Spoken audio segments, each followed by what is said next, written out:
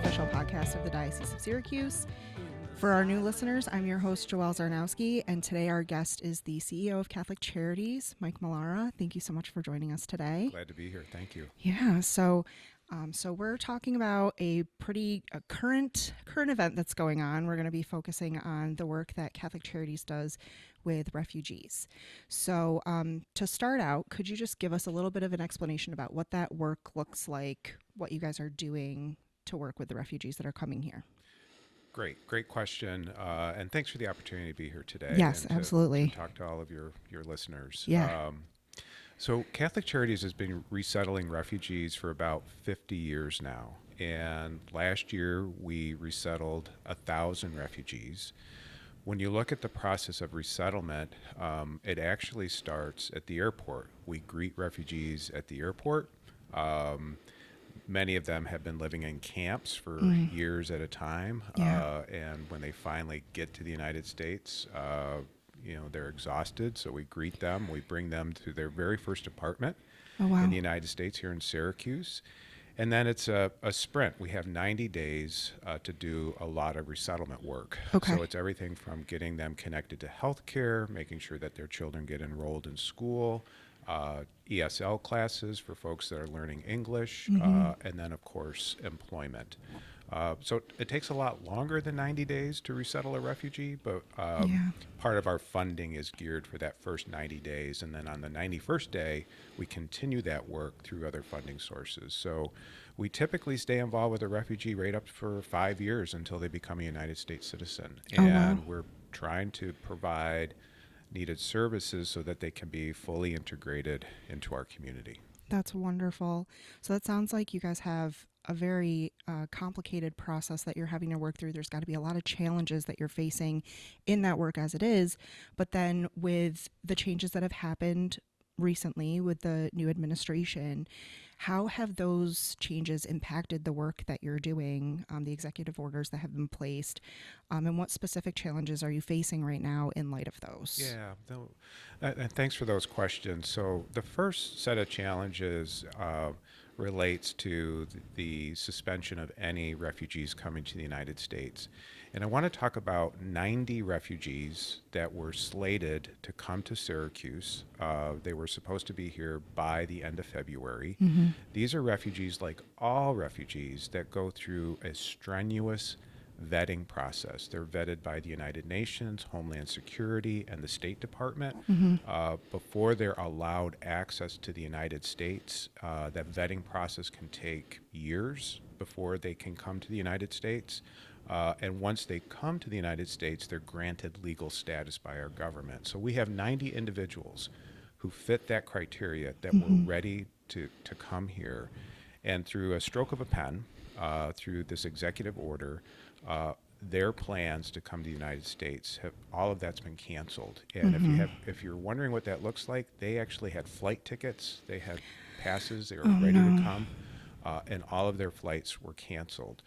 So let's start there. Those 90 individuals, and some of them were going to be reunited with family members here in Syracuse, family members who have been waiting for years to see their relatives come. Yeah.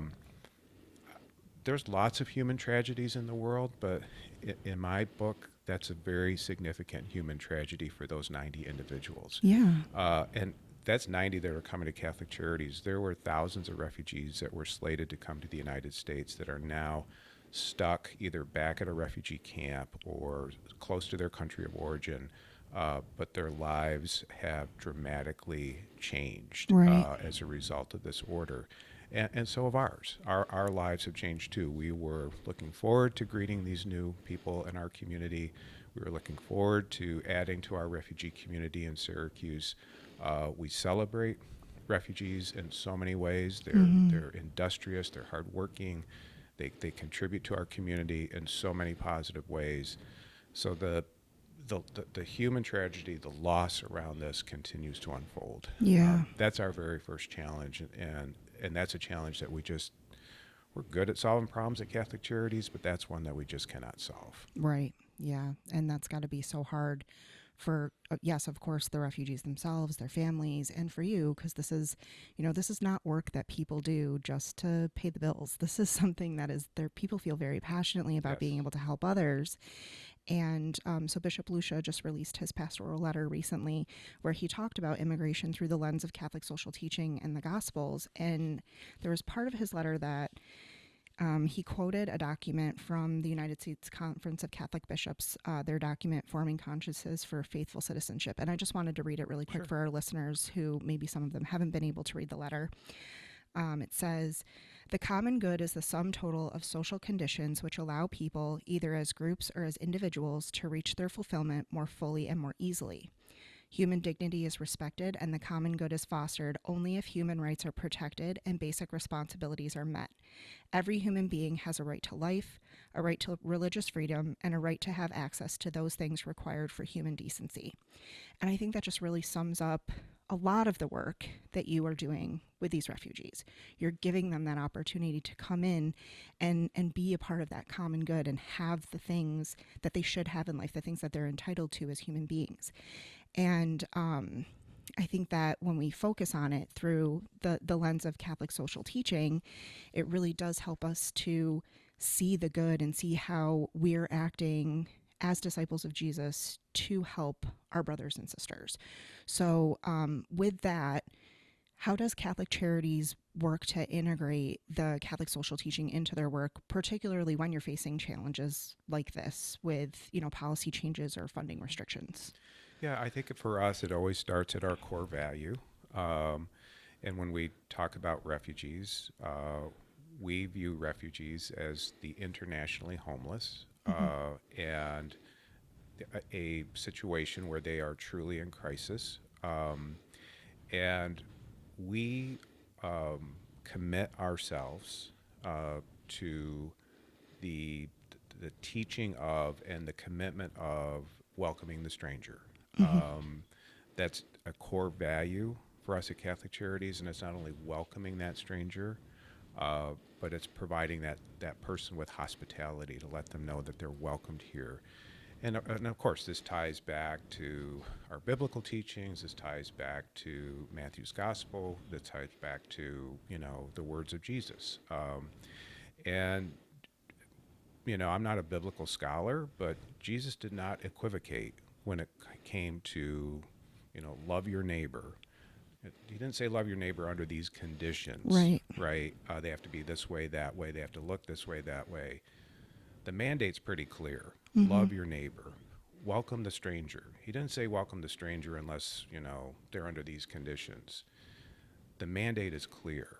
Welcome the stranger, right? And that mandate is made visible in the work every day we do at Catholic Charities. So during hard times, during good times, during any time, we lean into our true north, which is our core value around hospitality, welcome the stranger, love your neighbor.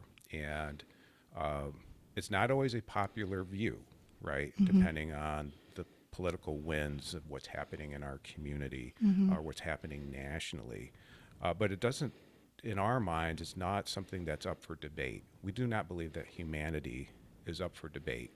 We do not believe that people that come to us in need, real need, we don't think that's up for debate. We think that we're called to act Right. and provide that support to folks who are really the most vulnerable members of our community. Absolutely. Absolutely. So, for our listeners and just the community that we live in, what are some ways that they could be helping to support Catholic Charities and our refugees, not only now, but at any time? Well, I think the first thing that the community can do, and I really appreciate this question.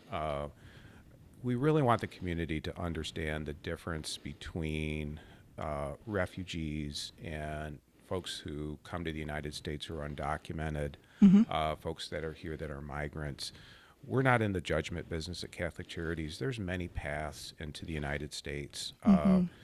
We just want to make sure that folks understand that the refugee path is distinctly different. That these are folks that are vetted, rigorously, and are granted permission by our government to have legal residence here in the United States. They are more vetted than anybody you're ever going to meet. So we want our Catholic community to really understand that when we talk about refugee, migrants, undocumented, and we lump them all together, there are significant differences Right. between legal and otherwise between those groups. And again, we don't judge, how folks get here. They get here. We want to help folks, but for refugees, it'd be helpful if our Catholic community understood that difference. The second way to help us, at least right now, as we face these executive orders, that has a direct impact on the financial stability of our refugee program and our capacity to work with nearly 2,000 plus refugees a year.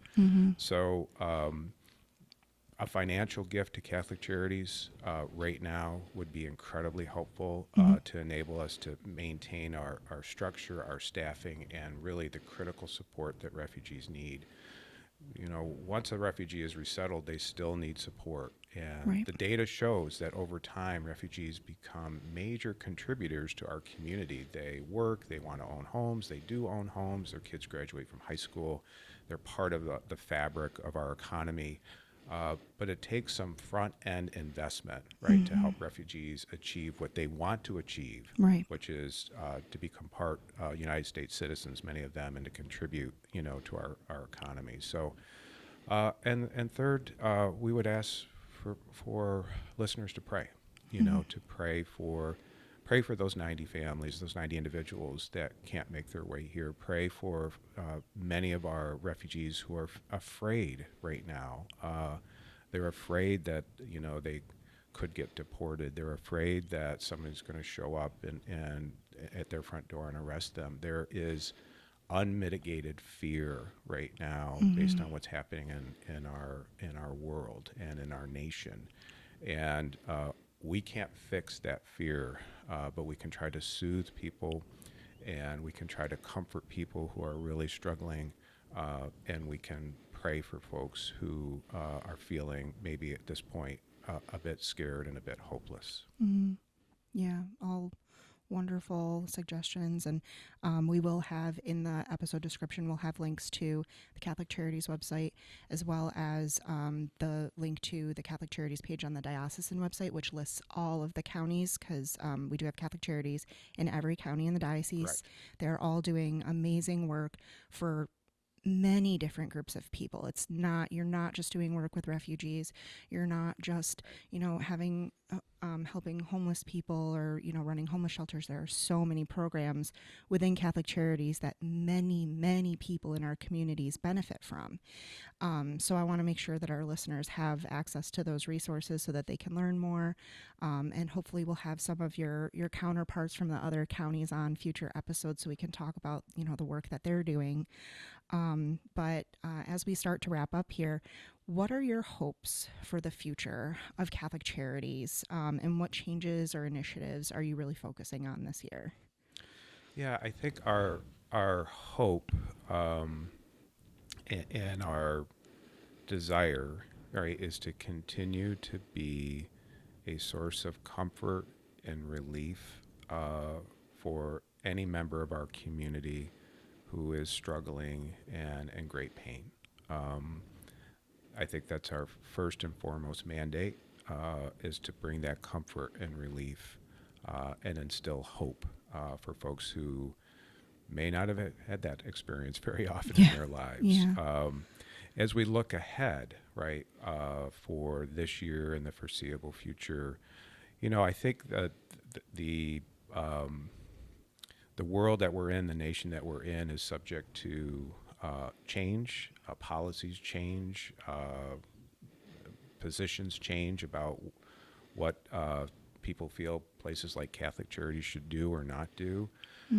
So my goal in a world that's constantly changing is to be a constant for folks that are in need, to make sure that we behave in a way that anybody who shows up at our front door that needs help, that's in crisis, that we're always in a position to respond to that need, to respond to that call, despite the winds that are very present in our nation right now. Yeah.